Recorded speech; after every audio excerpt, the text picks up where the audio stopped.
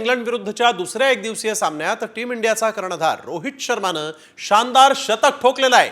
षटकार ठोकत रोहितनं आपलं शतक पूर्ण केलेलं आहे आणि एक दिवसीय क्रिकेटमधलं त्याचं हे 32वं शतक ठरलेलं आहे। गेल्या काही सामन्यांमध्ये सातत्यानं अपयशी ठरणाऱ्या हिटमॅननं शतक करत दमदार कमबॅक केलं।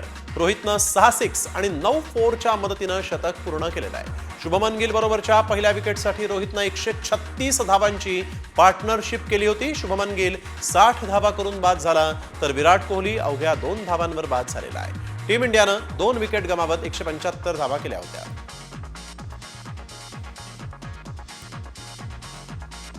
इंग्लंड विरुद्धच्या दुसऱ्या एकदिवसीय सामन्यात टीम इंडियाचा कर्णधार रोहित शर्मानं शानदार शतक ठोकलेलं आहे। षटकार ठोकत रोहितनं आपलं शतक पूर्ण केलेलं आहे आणि एक दिवसीय क्रिकेटमधलं त्याचं हे 32वं शतक ठरलेलं आहे। गेल्या काही सामन्यांमध्ये सातत्यानं अपयशी ठरणाऱ्या हिटमॅननं शतक करत दमदार कमबॅक केलं।